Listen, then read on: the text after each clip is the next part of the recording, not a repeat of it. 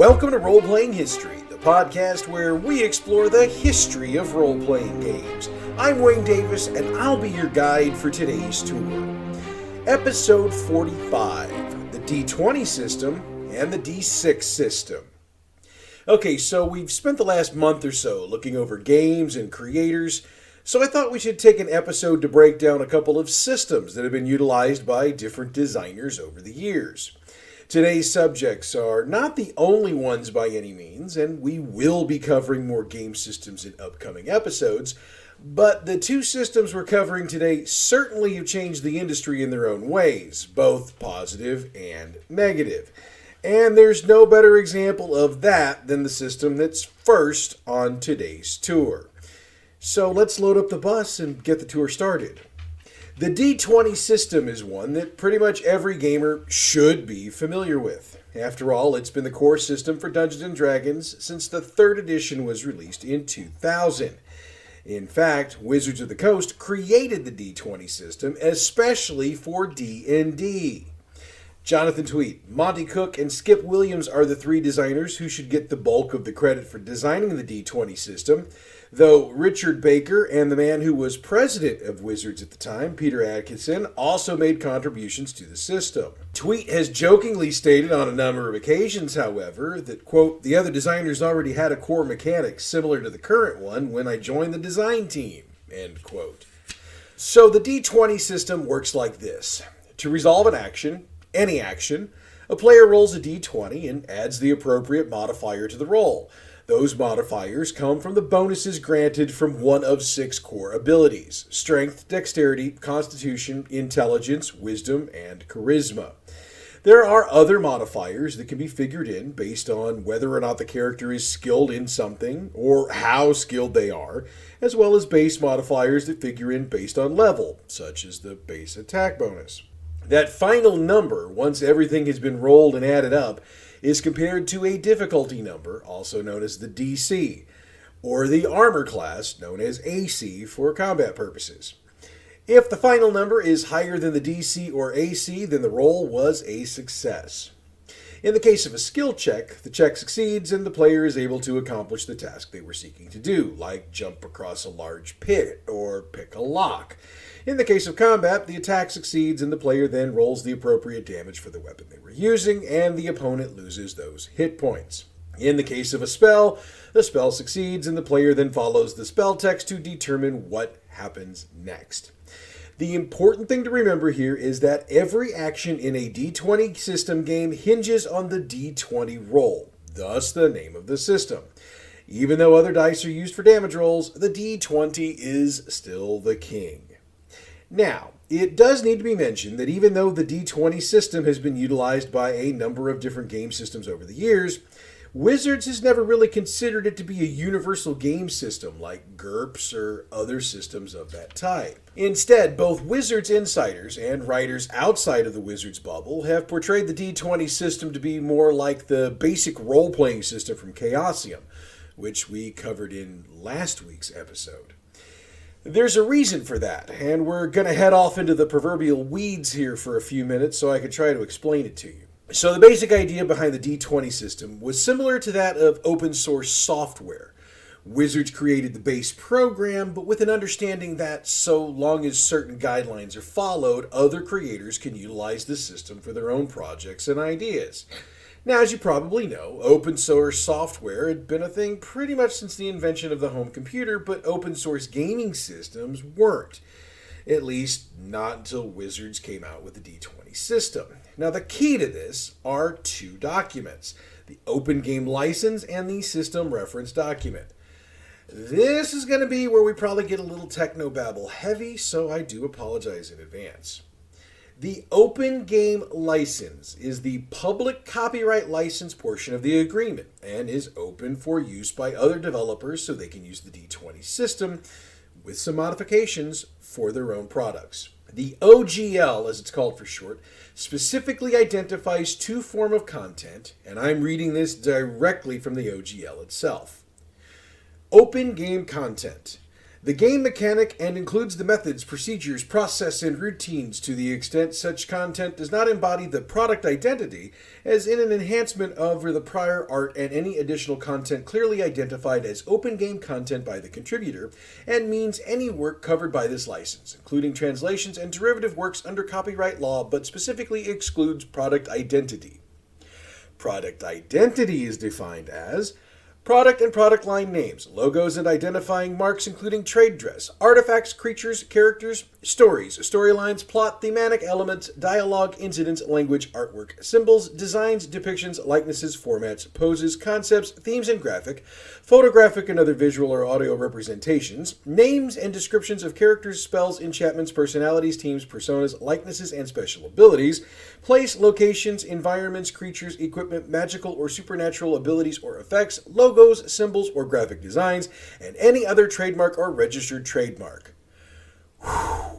Okay, so I'm not a trademark or copyright lawyer, but what I've been able to figure out through my research for this episode is that the OGL basically allowed creators to utilize the d20 system, but made it clear that each publisher was responsible for their own names and trademarks, and utilizing branded material would be a violation of the agreement.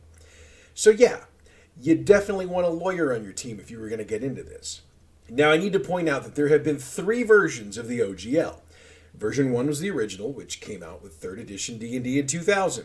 It also had a system reference document that came along with it, which we'll discuss in a minute, which allowed third-party publishers to create and publish material compatible with D&D 3rd edition.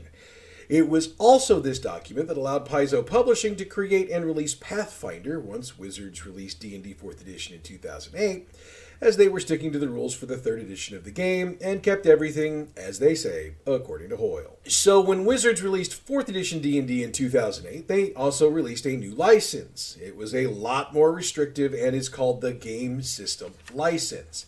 Needless to say, there weren't a lot of folks who dug the GSL, and since, by its own wording, the original OGL was irrevocable, folks just kept using it and sticking to the 3rd edition 3.5 edition rules, just like Paizo did. Wizards got the hint, and when 5th edition came out in 2016, they dropped a new system reference document and went back to a newer, updated version of the OGL, which they call version 1.0A.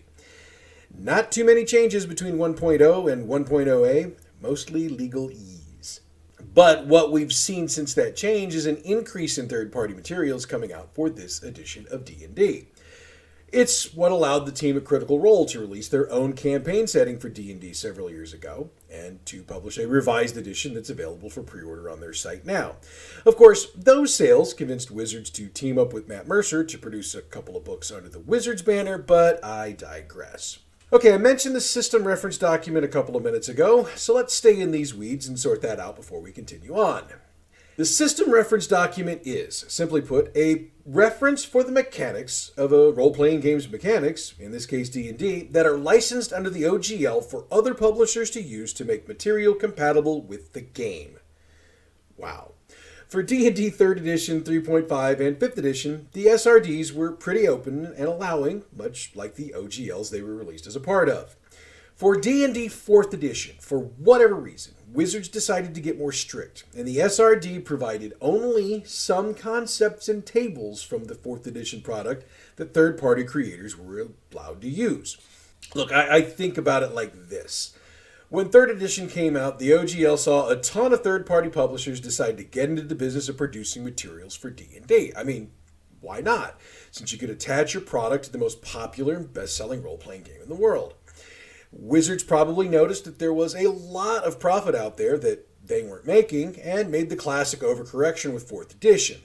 And those floodgates of 3rd edition shut, leaving a mere trickle of third-party material coming out. And I might note a whole lot of pissed off gamers who didn't like 4th edition, but that's another show.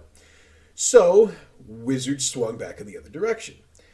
But I have to note there's a bit of a caveat to this. See, in addition to the OGL for 5th edition, third-party creators can get access to another license option by choosing to publish their materials through the Dungeon Masters Guild storefront, which is, of course, run by Wizards. Now, there's an advantage to this, as that additional license allows those creators to create works specific to Wizards of the Coast-controlled intellectual property, like the Forgotten Realms, Eberron, Ravenloft, or Magic the Gathering. The caveat to that deal is that even though the creator can name their sale price for the product, Wizards gets 50% of the profits. Now, I was just about to head back into discussing the history of the D20 system when I remembered one more license that we should probably talk about since we're talking legalese here. It's called the D20 System Trademark License. It was another big player in the beginning of the D20 system and spreading the gospel of D20. Wizards created the D20 System Trademark License to allow third-party publishers to use some of Wizards' trademark terms, as well as a distinctive logo that would help gamers identify the product as being compatible with D&D.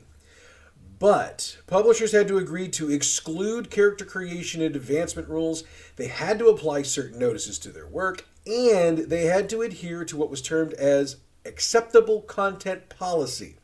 And we'll talk a bit more about that in a bit. All D20 System trademark license products had to clearly state that they required the core D&D books from Wizards of the Coast to be used, and they had to use the OGL in order to use the content they were allowed to use. Of course, some publishers decided the restrictions of the D20 Systems license were too much and chose to only use the OGL. Mutants and Masterminds, which we discussed in last week's episode, is a perfect example of this, as Green Ronin Publishing wanted a D20 game, but the creators knew that trying to follow the D20 system license would not allow them to do what they wanted. So they dropped the D20 license, followed the OGL, which allowed them to use parts of the D20 system that they wanted to without being beholden to all of it, and without having to force their consumers to purchase Wizards of the Coast product in order to play the game. Okay, so now with the legal stuff out of the way, let's look at how the D20 system worked out. Look, when the D20 system first came out, there was a boom within the industry. I mean, D&D 3rd edition took the role-playing industry by storm, and for the best-selling game of all time, that's really kind of saying something.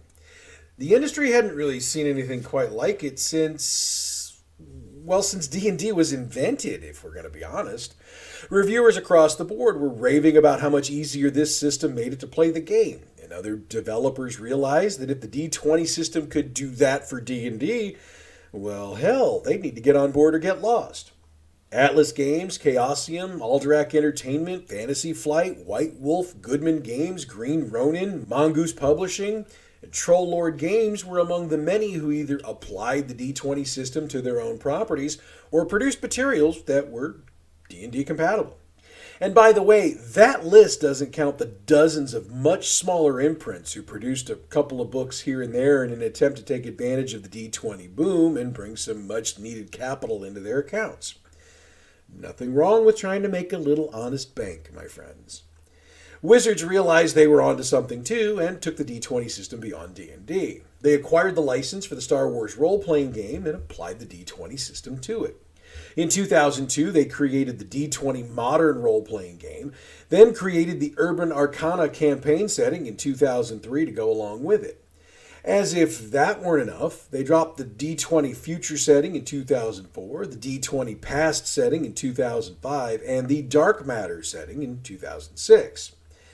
D20 Modern did have some impact on the gaming world at large.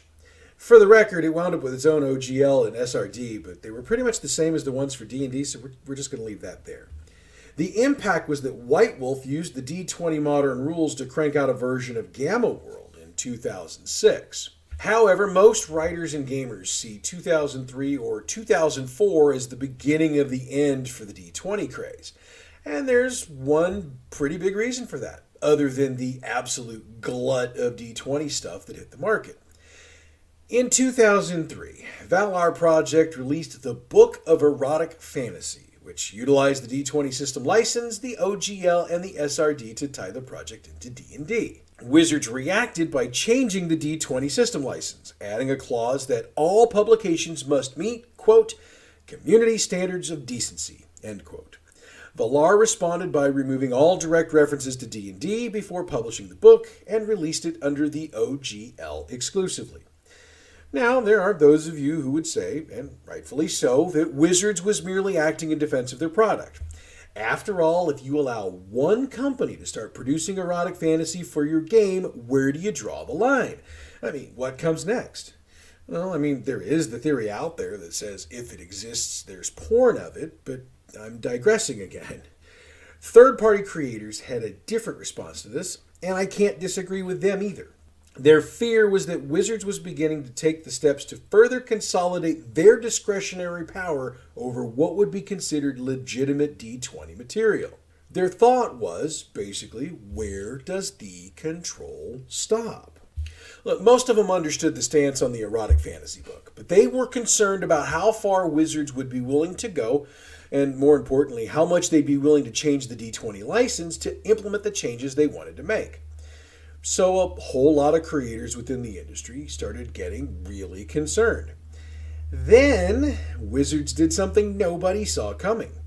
At Gen Con 36 in August of 2003, Wizards released D&D 3.5 edition. So while they called it more of a cleaning up of 3rd edition rules, what resulted was that a whole lot of third-party publishers were stuck with a whole lot of material that was now basically obsolete. And the even worse part was that a great deal of that material hadn't even been released to market yet. On top of that, there was no update for the D20 license trademark. And as I sort of snarkily noted a few minutes ago, the market was way overflowing with D20 material, and frankly, there was a lot of it that was subpar, primarily because it had been rushed out to take advantage of the D20 boom. So, what we got next were some D20 publishers that went out of business, while others just checked out their legal options. Some, like Paizo a few years later, realized they could use the OGL and basically create their own games, which they did, while others decided to experiment with other systems. Companies like White Wolf, which hadn't ever fully committed to the D20 movement, reverted back to their tried and true systems, and while they lost some of the new audience they'd picked up, they managed to keep enough of them, plus gain returning fans, to keep their place in the market secure. Needless to say, the majority of the criticisms with the OGL are directed at the D20 system license. Most critics point to the narrowly defined rules that publishers had to follow, and the fact that Wizards was able to change the rules when Valar was about to publish something they didn't like was concerning. But we could spend hours bashing Wizards for their decisions around the D20 system. Instead, I'd like to end the look at the D20 system by focusing on how good of a system it really is. And more to the point, I'd like to note that for many a gamer, it can be argued that it probably saved D&D's position at the top of the gaming chain. I can argue that because of the increasing popularity of computer and console games at the turn of the century, combined with the difficulty of teaching new gamers how to play 2nd edition AD&D. With 3rd edition's streamlined rules and easy-to-learn character creation, old-school gamers still got the options they wanted, while new gamers didn't feel like they had to take a college course in statistics to figure out how to play the game. And that's huge. Because if Wizards had decided to keep the old system in place, it's entirely possible we'd be talking about another game being at the top of the charts instead of D&D. Look, I said possible. There's still a chance Wizards might have come up with something, but give me this one. Okay, so let's change lanes and check out our other topic for today's show, the D6 system. Creation of the D6 system goes to various writers at West End Games, and that creation is an interesting story all its own. The D6 system first made an appearance, though not in its finished form, in the 1986 game Ghostbusters, a frightfully cheerful role-playing game, which was designed by Sandy Peterson, Lynn Willis, and Greg Stafford. That system was expanded upon a year later when Greg Kostikian, Curtis Smith, and Bill Slavichek wrote the Star Wars The Role-Playing Game. And for a decade, the D6 system was utilized primarily for the Star Wars game and all the various supplements West End Games released for it. By 1996, however, West End Games was looking for something to give it an edge in the gaming market, as well as a much-needed infusion of cash. George Straighten wrote the D6 system, the customizable role-playing game, which West End then released. This was the first time the D6 system had been published without being tied to a specific license or property, and that was the big selling point. For those who loved the Star Wars game, this system would, theoretically, give them the ability to take that system and apply it to whatever type of game they wanted to play. Medieval, Western, apocalyptic, you name it. Of course, West End couldn't resist picking up a couple more licensed product to tie into their system. Indiana Jones Adventures was reworked from its original Masterbook system and released in 1996, while Men in Black was released in 1997 to take advantage of the movie release. West End would get one more game in with the D6 system, and that was Hercules and Xena in 1998. However, it also modified the D6 system a bit, and this was referred to as the D6 Legend system. Don't worry, we'll get this all sorted out in a minute.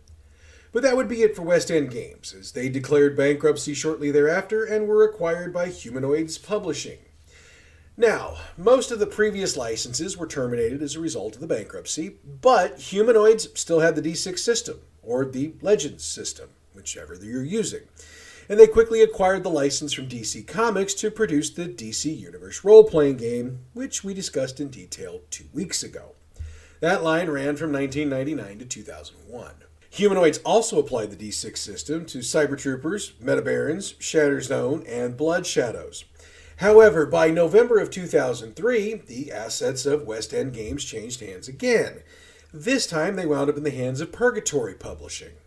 Now, they took the PDF version of D6 Adventure, which Humanoids had released just prior to the Blood Shadows release, and gave it the full once-over, charging Nicola Vertus with writing 3 hardcover rulebooks for release. The books were actually 3 separate games and were D6 Adventure, which covered Wild West, pulp, espionage, low-powered superheroes, and other modern or near-modern games.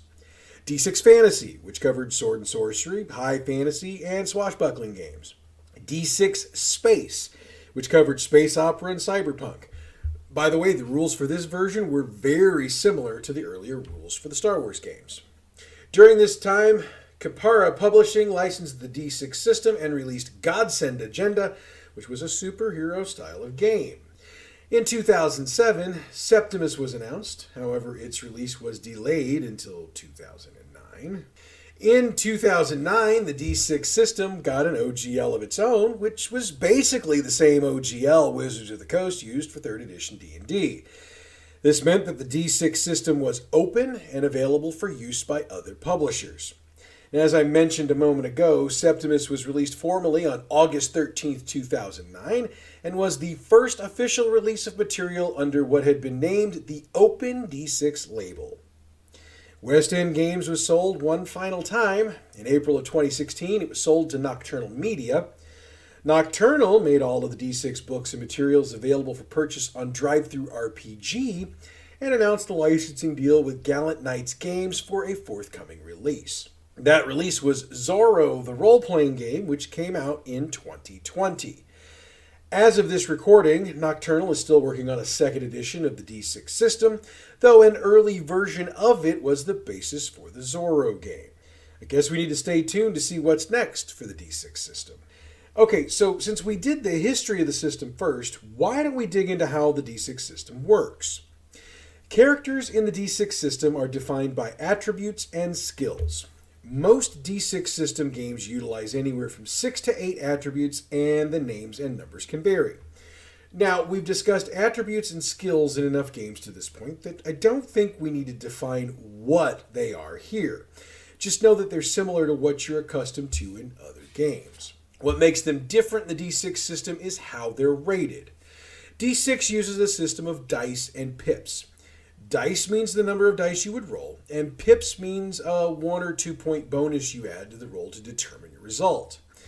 Obviously, the more dice and pips you have in a rating, the better your character is at that skill or attribute.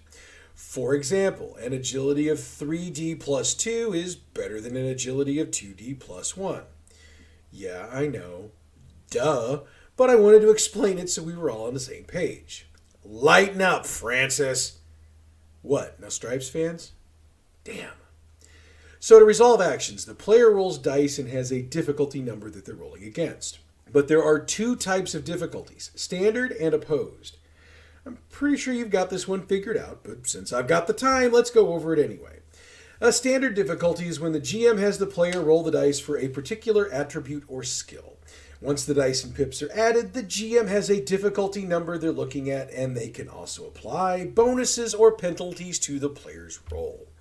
If the roll exceeds the difficulty, the roll was a success. If not, well, you know. Opposed roles are one player versus another, or an NPC, which is actually the typical opposed role. In this case, both involve parties roll the dice for the particular skill or attribute. If the first player's roll is higher, they win and everything is considered resolved, because the first player in this case would be the PC. If the NPC equals or beats the PC's roll, they win and things might have to continue. Hey, I don't make the rules, I just report them. Now, second edition is adding something a little bit new to the mix. It's called a wild die, and it's one of the dice rolled in any check. If this die rolls a 6 on an initial roll, it's considered to have exploded, which means you get to add to the 6 to the total, plus roll it again and add that result. If the second roll is also a 6, you continue until you don't roll a 6 on that die. Now, for every positive, there's a negative. If you roll a 1 on the wild die, not only do you not get to add it, you also ignore the highest result out of your regular dice. Then re-roll the wild die. If your luck is bad enough to roll another, this is a critical failure, and that's not going to end well for your character. Now, there are ways to improve rolls in the game. Players may spend character points and fate points. Obviously, there are limits to how many can be spent at a given time, and the rules spell out specifically how many for certain situations, but it's easy to just assume that no more than 2 points can be spent on any roll. And here's how they work. A spent character point adds another wild die to the roll, but you ignore a 1 on that die, so it can only help you, not hurt you. A spent fate point doubles the number of dice you roll. Pretty nice. But it should be noted that characters don't have a lot of either of those points, and earning more isn't easy, so spending them for rolls should be something that's done in extreme cases. Okay, so we've covered the basics of the D6 system, but I wanted to cover some of the D6 variants before we stop today. The version that I've been talking about to this point is also known as the D6 Classic system, because it's basically the same system with a few tweaks that's been used since way back in the 1980s. Now, the Legend system, which I referred to a bit ago, handles die rolls a little bit differently. First off, pips aren't a part of the system, and rather than adding everything together, you consider any roll of a 3 through 6 as a success. There was also a variant in the Star Wars live-action adventure game where you rolled a single d6 and added the result to your skill or attribute, then compared it to a difficulty, which made that part similar to other variants, and to the original for that matter. It's the single die in the roll that makes it different. Wow. So my brain is full of game system information, and I'm on the verge of a system overload, so I think this is a good spot to end our tour for today. Next week, well, I haven't decided what we're going to discuss next week. I've got a couple of ideas percolating, but I don't want to commit to one of them just yet. So next week's episode will be a little surprise from me to you. Hell, next week's episode's probably going to be a surprise to me, if we're being completely honest. So this week I want to put the spotlight on another Kickstarter. This one comes from the folks at Awfully Queer Heroes. You might remember when I talked about them a while back that I mentioned that in addition to producing a live play podcast, they are also game designers. Well, they've got something quite interesting they'd like to bring to the market, and I'm proud to help them promote it. It's a module for 5th edition D&D called Adventures in ADHD. It's designed to help players learn more about ADHD, and rather than be a technical slog like reading the DSM-5 can be, it's a fun adventure in the Feywild. Look, I'm not even playing D&D right now, and you can bet your ass I'm getting a copy of this. So if you're interested, the Kickstarter began on the 22nd of March. Sorry for just now getting to it. I'm such a bad friend. So head over to Kickstarter and search for Awfully Queer Heroes. Like I said, the module is called Adventures in ADHD, and I'm sure you can search for it by its title as well. And I want to wish the folks at Awfully Queer Heroes luck in getting this funded, because as someone who works in the mental health field, which I do, it's my full-time job, I think we could use more stuff like this to teach the rest of the world about mental health and mental illness. Okay, so enough preaching from me. On with the wrap-up. The music for this show comes from Pixabay.com. Check them out for royalty-free music you can use for your next project.